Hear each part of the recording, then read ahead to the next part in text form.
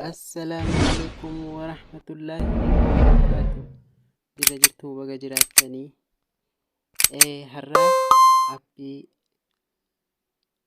irraa barachuun illee, dhaggeeffachuun illee, qorachuun illee, ilaaluun illee nuuf faayidaa ta'u aappii ajaa'ibaa qabadhee isinii dhiyaadhee viidiyoo kana sheer, laayik, sabiskiraabii illee godhaatii Google Play Store keessa deemtanii kan hin beekne illee kan beeku illee kan hin beekne illee nama jira. Akkasitti Play Store keessan bakkuma faayilaa adda addaa buufattan seentanii seenaa sahabotaa jettan. Seenaa sahabotaa maqaa jiraallee baruun barbaachisaadha. Ka Rabbiin ashara mubashiriina ka jedhee dubbate jechuudha.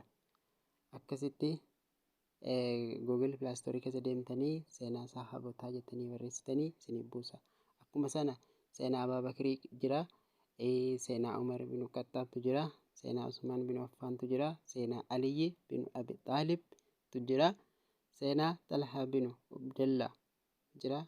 Akkuma sana kurnan jira, seenaa Zubeer ibn Awwaantu jira, seenaa Abdurrahman bin Awfitu jira, seenaa Sa'ad bin Abi Waqqaastu jira, seenaa Sa'id bin Zayidii jira, seenaa Abu Ubeedaa bin Jarrahtu jira jechuudha.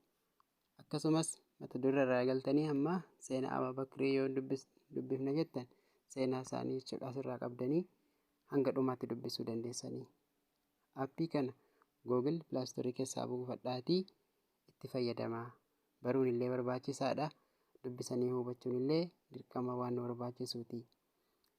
Obsa Abaabakiriidha. Waa hedduu irraa barattu. Jalatti tarreeffamee jira jechuudha seenaan jarri dabarsanii.